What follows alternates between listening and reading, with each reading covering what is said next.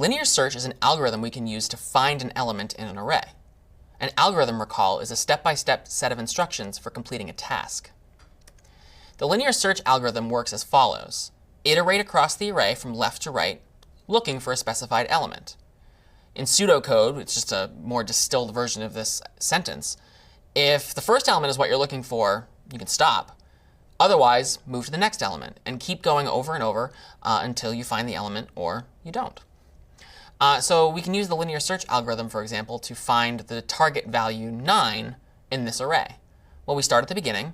If it's what we're looking for, we can stop. It's not. We're not looking for 11. So otherwise, move to the next element. So we look at 23. Is 23 what we're looking for? Well, no. So we move on to the next element and the next element. And we keep going through this process over and over and over until we land on a situation like this. 9 is what we're looking for. And this element of the array is value is 9. And so we found what we're looking for. And we can stop. The linear search has completed successfully. But what about if we're looking for an element that's not in our array? Does linear search still work? Well, sure. So we repeat this process starting at the first element. If it's what we're looking for, we can stop. It's not. Otherwise, we move to the next element.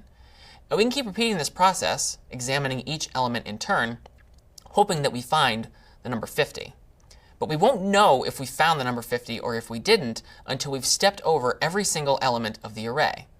Only once we've done that and come up short can we conclude that 50 is not in the array. And so the linear search algorithm, well, it failed per se, but not in the sense that it was unsuccessful in doing what we asked it to do. It was unsuccessful in as much as it didn't find 50, but 50 wasn't in the array. But we have exhaustively searched through every single element. And so while we didn't find anything, linear search still succeeds even if the element is not in the array.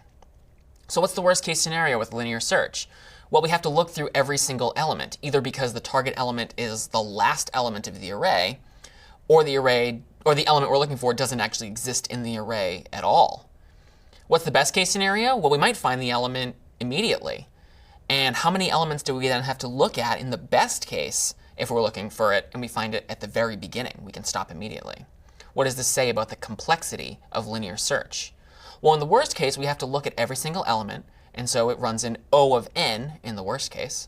In the best case, we're going to find the element immediately. And so it runs in omega of 1. I'm Doug Lloyd. This is CS50.